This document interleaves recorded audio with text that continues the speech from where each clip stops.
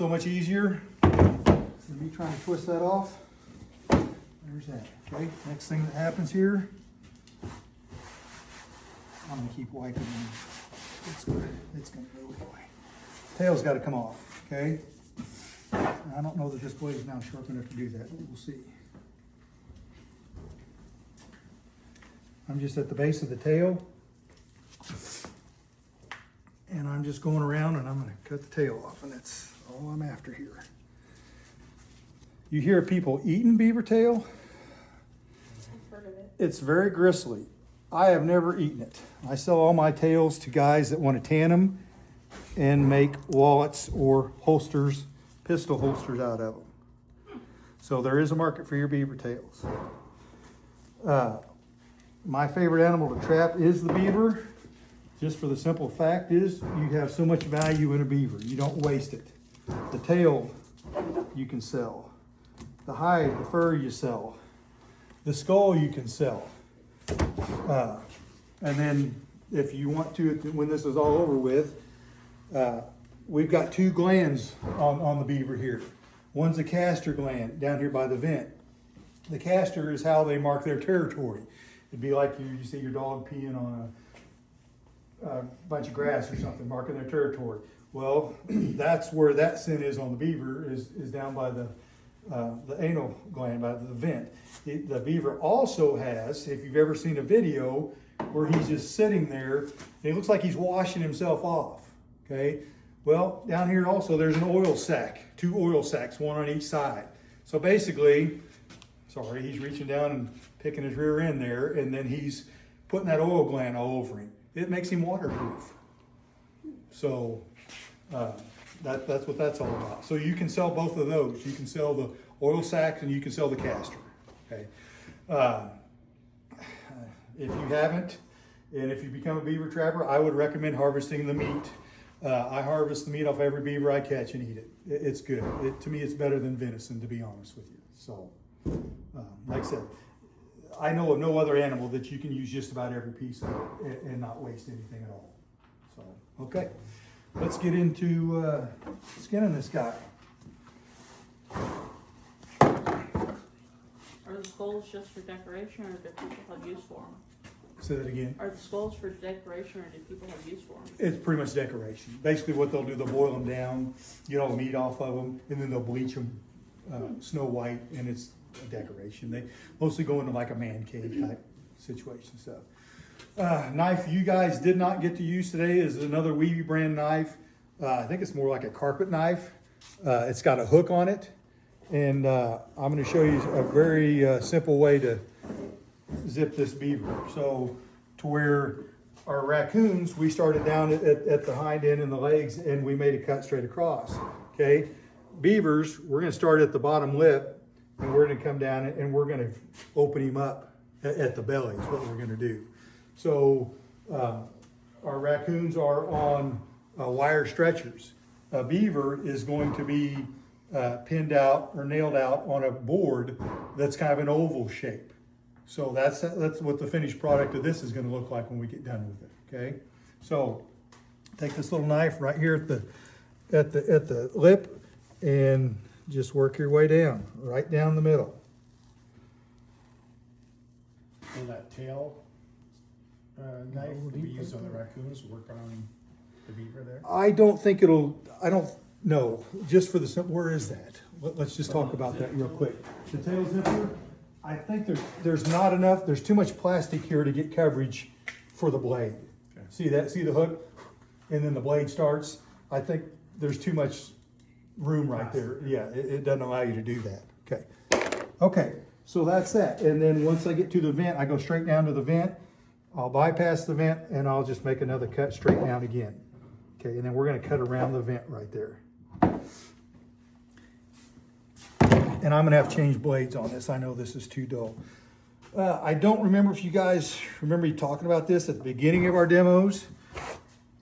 You're gonna see me this whole thing. Look how low this table is. I'm bending over, okay? Think ergonomically, save your back, save your knees, save your shoulders.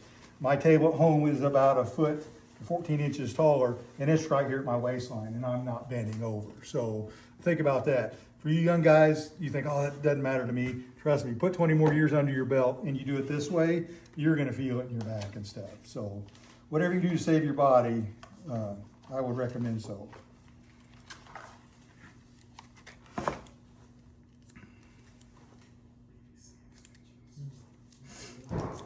Now we've cut him open. You guys smell him a little bit more now? Okay. Your coon doesn't smell like that, does he? Not even close. Okay, so basically, now we've made our opening cut. We're just gonna start opening him up. I'm gonna start right here and just cutting slack. With that oil you said that makes him waterproof, can you apply that to other leather, like on the outside, on the fur side, or just to the raw, like buckskin? I can't answer that. I would say it's probably just for the fur, to be honest with you. I will save all that and I will use it and make my own lure out of it, to be honest with you.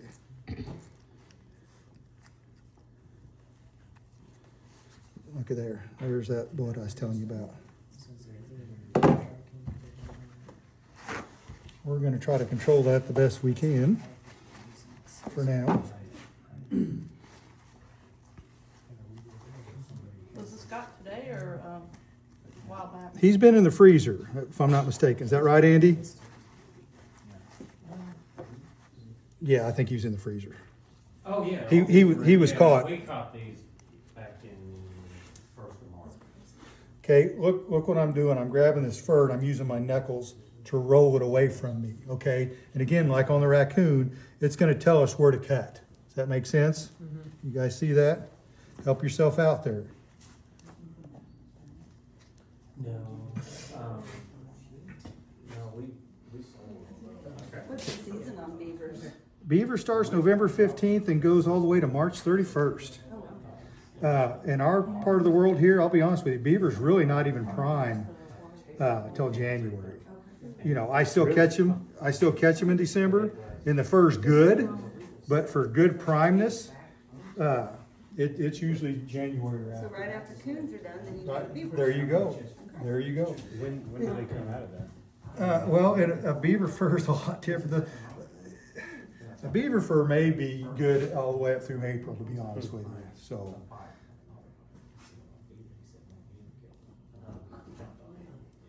Which you'll see that.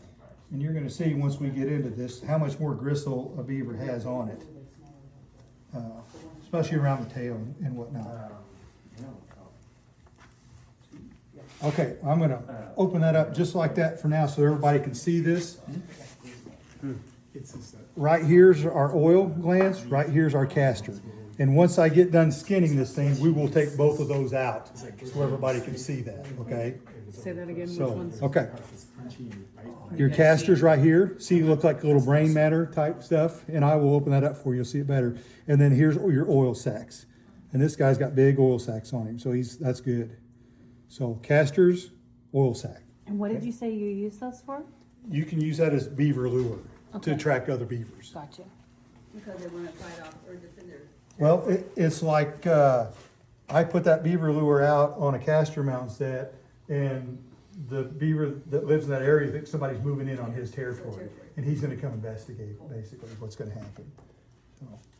And again, you can see me, I'm cutting in. You don't wanna cut down or you're gonna cut your fur. Everybody see the angle of the knife right there? Cutting into the animal. You can leave as much meat on that fur as you absolutely want to, and it's not gonna hurt a thing.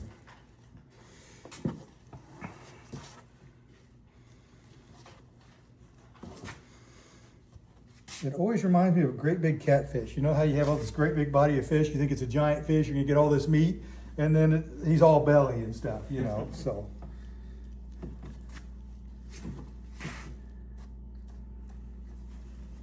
And some of the stuff I would add, you notice I don't say a whole lot, but that is 1,000 times better at this than I am. I mean, I skin beaver, I put that beaver, but his and mine would be considerably different. But you'll see a lot of stuff online, and we talked about that earlier in the season. You'll see, for me, you know, 20 or 30 minutes skinning a beaver, I'm doing pretty good. Anything with beaver trapping, it's heavy, it's hard work, it takes longer skinning, fleshing, stuff like that. But you see a lot of stuff online, where, oh, we can skin one in 2 or 3 minutes, and I mean, they're just wailing away with the knife. And so, I mean, there's a lot of stuff out there, I would weigh everything with a grain of salt. And there's nothing wrong with that. That's actually pretty cool to watch somebody do that, but that's not me. I'm with Andy, you know, 20, 30 minutes on a beaver, I'm taking my time and, you know, trying to put it up right. But it is cool to see some of that, but, you know, those guys have put up thousands of beavers. It's just crazy. That usually go through, generally with owls and stuff, we don't really go through that process. Well, I mean, I've seen stuff where people the way you make your opening cut and they'll put the skin, they can go like that and it pockets in the back, like where he's at. And I can't do 50 pounds. I know, I'm like, how- Apparently. What is the, yeah, I'm like, what is the weight that you would, like, what is the? Okay, I put him on his side just to get the legs free.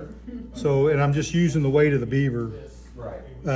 again, to help me, tell me where I need to So, cut. no, that's one of those things, it's even out of our hands, it's a federal, it's a. And there's different kinds of knives, There's that act. like they have, Raptors and. you know, a rounded one. I mean, that's what I use for beer, cause I'm not as good as him. Yeah. And so it's a little bit more forgiving, cause it doesn't have that point, you can make that motion. Raptors are federal.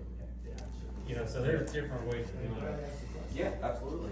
I'm sure it's gone by now, but. Sure, yeah, critters take care of it. Again, if you'll look at this, I'm leaving a lot of meat on that pelt. Okay, I'm cutting deep into that. That's okay. We're gonna flesh all that off of there. It'll clean up nice. Doesn't go off with Jerry. Way more.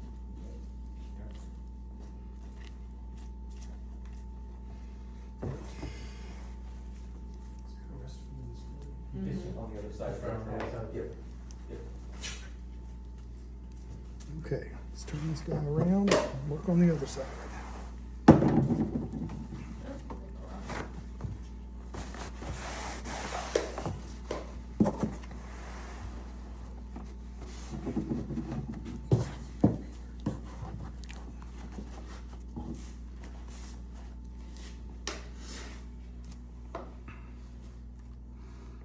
But there are some good videos. Well, I'll be honest with you. I own a set of what do they call them? DVDs, right? That's the right word, right? So I got to think of a name. Give me a second here. Golly, Greg Schroeder. I couldn't think of it. Greg Schroeder just passed away recently. He's been 50 plus years in the fur business. He worked for NAFA. And then when NAFA went out of business, he went to work for fur harvesters. He was probably, if not, let's just say he's one of the best people in the United States. He would grade your fur before it would go to auction. That's how good this man was. Anyway, he had a set of videos out when he was with NAFA, N-A-F-A. And I still watch those videos every year before season, just to remind myself and hone my skills a little bit. So there's nothing wrong with going back and checking your work. Let's clear this front leg and we'll go to the back. What was his last name? Schroeder or Schrader, Okay. one of the two. I hope I'm pronouncing that correctly for his sake. NAFA's out of business, so if you wanted those DVDs, I think the National Trapper Association still has Greg's videos, I think.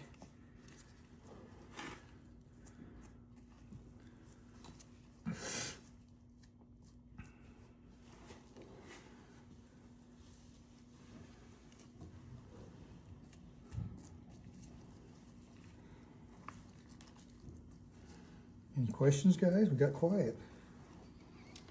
Is there a reason that you are choosing not to hang him? Is it just because the gambrels, or do you prefer to lay?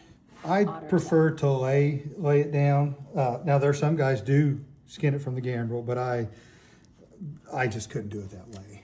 Just laying on the table is a more universal way to do it. Can you say more things about that? Why do you prefer laying on the table versus the Well, gambrel? because we're skinning From an the- open from- cased animal. You know, Gotcha. you got him hanging up, you're trying to split his belly and stuff. you got stuff going all different directions. It's kind of hard to control, to be honest with you. Understood. Would it be possible or better to try and bleed them beforehand? No, there's really no way to bleed them, to be honest with you. You'd have to cut a hole in the fur to get to the vital parts to open up to bleed them out. You know what I mean? Does that make sense? And that's what we're trying not to do. So why do you take the feet off on the beaver and not like the raccoons or the bobcat? They're big and bulky just to get them out of the way, so I can kind of muscle this carcass around.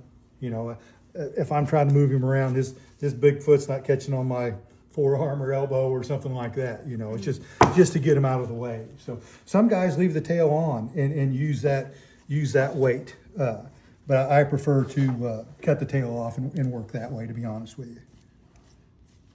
See, I'm cutting in here, so I'm trying to keep it away from the fur. Somebody already mentioned it. Look at the meat. It looks just like venison, doesn't it? Got the color of venison. You pretty much do the same thing with it that you would with venison. My favorite way to Like cook potatoes or anything. beaver is you can put it in a crock pot with like an onion soup mix, something like that. I fry it. I will fry it with mushrooms and onions, kind of like you would a small steak or something. Good stuff. Good stuff. Again, you can see, compared to the other animals we skinned earlier today, how much more meat we're leaving on the carcass itself.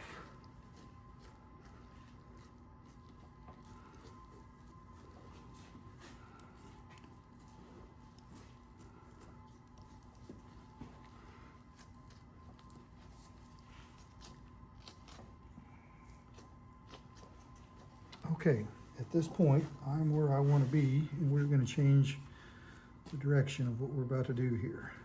All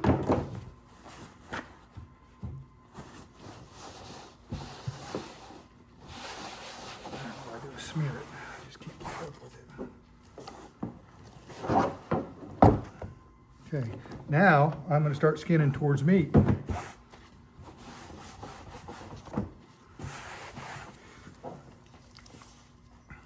A lot of gristle in the tail area, a lot.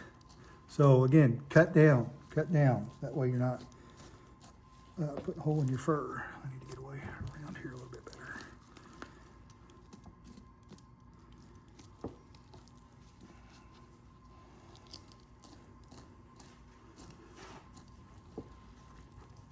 It's a little bit more difficult with an audience. I'm usually in my fur shed with the music on and dance around a little bit or doing something, you know. Don't let us stop. You wouldn't like it.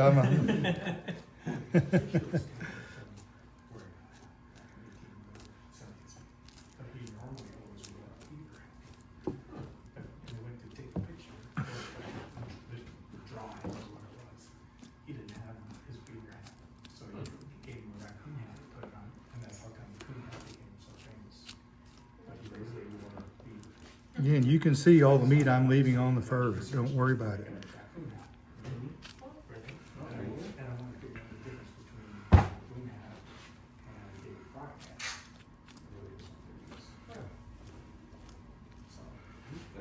So now I'm working the fur towards me, and now I'm going to let the weight of the pelt help me going off the end of the table right there, okay?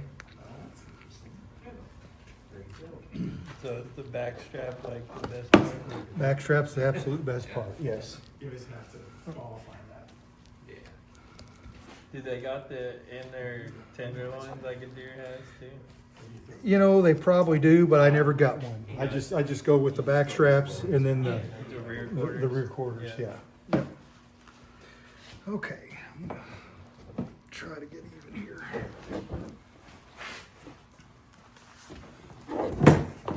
Oh. There we go.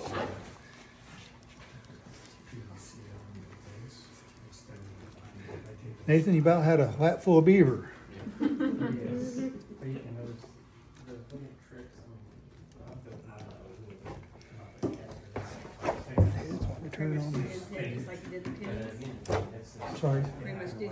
just like the coons? We are, and I'll try to show you this if I can. Give you a better idea.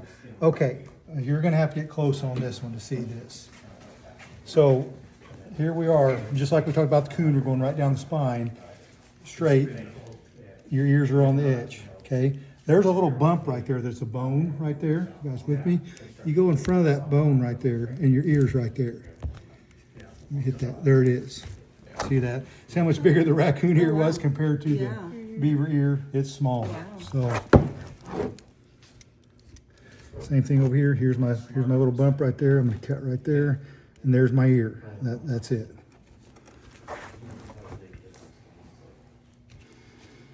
Same thing here. You're on to pretty much skull now, so you know, very easy to dull a knife. Don't worry about it. That's just part of it. And work our way down to the eye.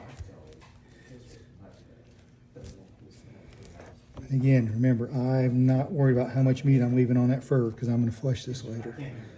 Doesn't mean a thing. Try to get down here at its level here so I can get a better view of it.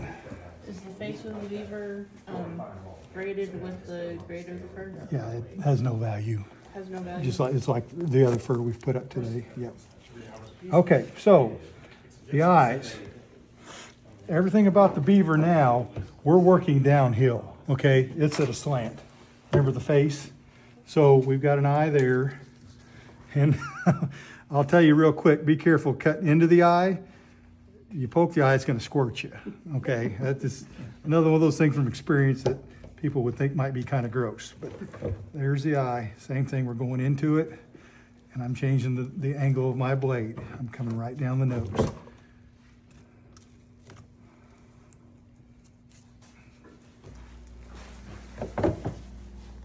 And as he's doing that, just before, so I don't forget, at the end, I mean, if you guys wanna take some of the beaver home or whatever, if you wanna take it home, you can skin it at home, I'll write you a receipt for that too.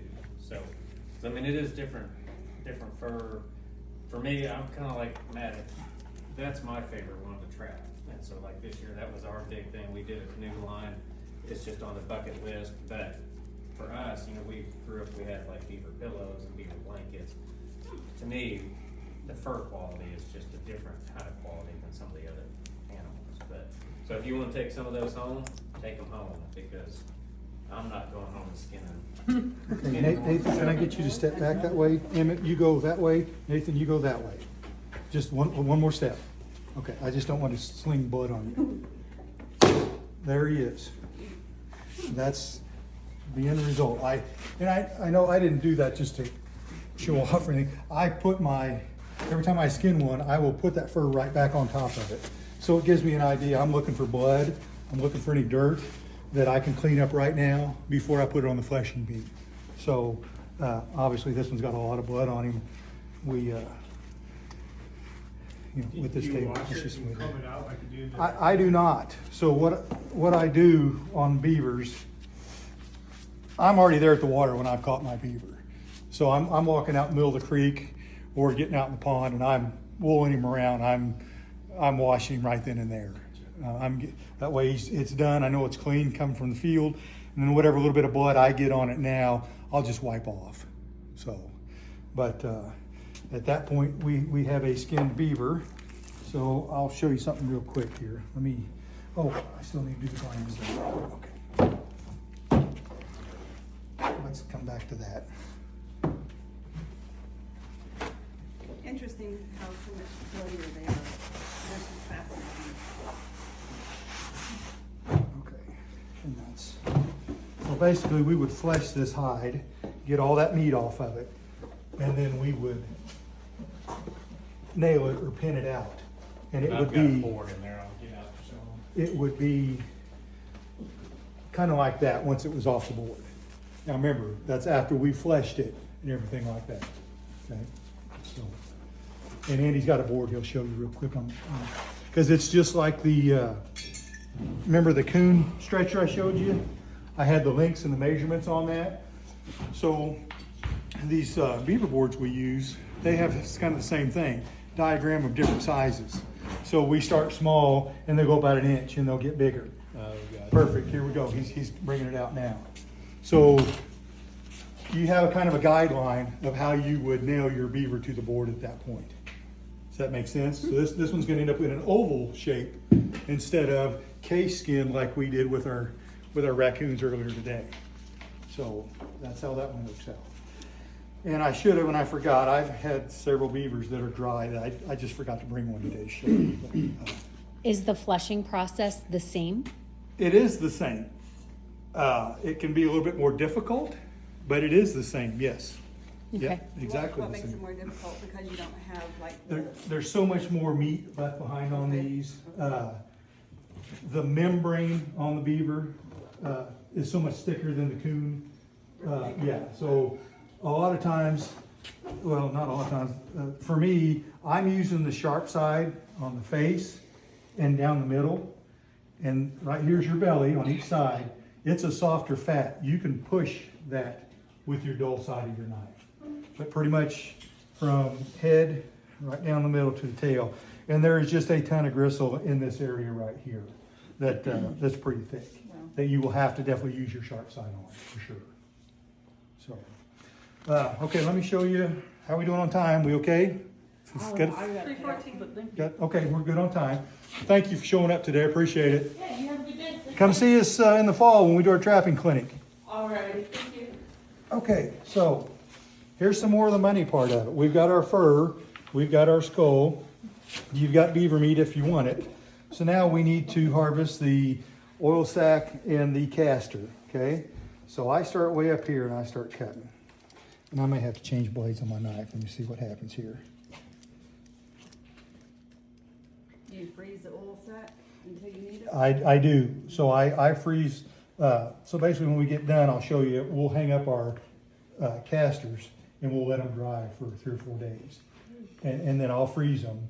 And then about 2 or 3 days before I sell my caster, if I'm going to sell it, I will hang it. I'll pull it out and hang it again and let it dry a little bit more. Okay. So, okay. So basically, we've made a decision here, and all we've done is cut that top layer of skin right there. Is all we've done. So at that point, I come in and put my knife down, and I'll work from the back side. I'll push these out. See how they're protruding now? And I will use my thumbs and try to work them out. And if I can't here, I'll pull my knife back out.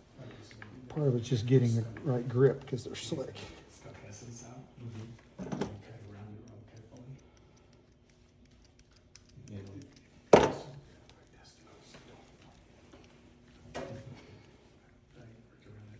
If you tear them, don't worry about it. That's just part of it. You can use them for bait and lure.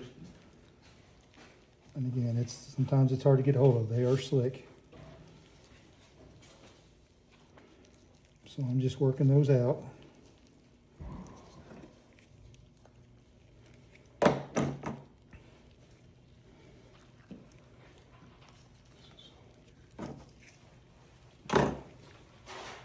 Lost it for a minute. There it is.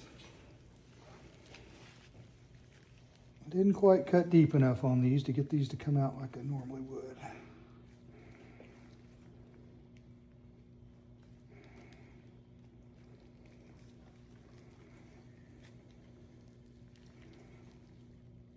Again, I'm just trying to use my thumbs more than anything here.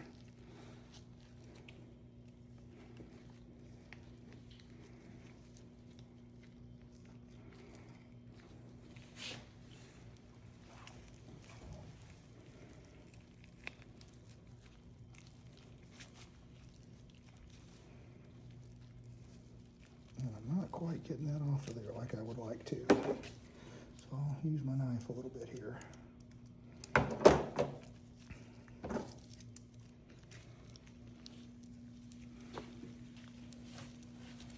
Sometimes they cooperate and things are easy, and sometimes they don't cooperate and it's a little bit harder. We'll clean up around the oil sac there, get that out of there. Okay.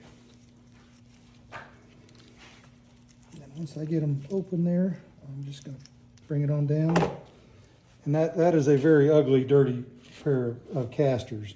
What I would do if I'm going to sell it, I'll come back through here and I will get a lot of that membrane off of there, is what I'll do. They don't want to buy the fatty, the meat part of it. They're after the caster itself. So You're just gonna kind of go through there and clean off that membrane. And you can tell, it kind of looks like brains a little bit.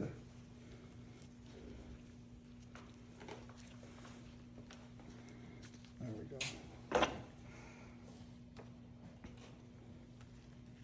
go. But that's your caster. Like I said, that would be considered dirty caster. You want to get more of that membrane off of there, you know. And this year, it's not worth a lot. I think it's worth anywhere from $18 to $25 a pound, you know. So hang that up to dry, just like that on a piece of wire. Come back out the next day, turn them over, hang them, let them dry, and then you can put them in the freezer from there. So that's your caster there. Your oil sack.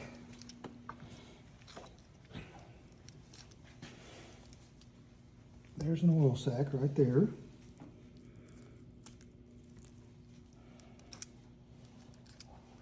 That's another oil sack.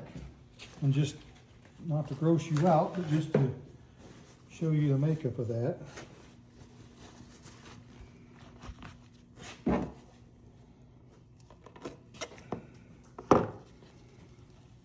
That's the oil and residue in the oil sack. That's what they spread on their fur to make them waterproof. Just like that. So you can still harvest the meat off of your beaver if you want to. Like I said, I would cut out the hindquarters here, and then I would harvest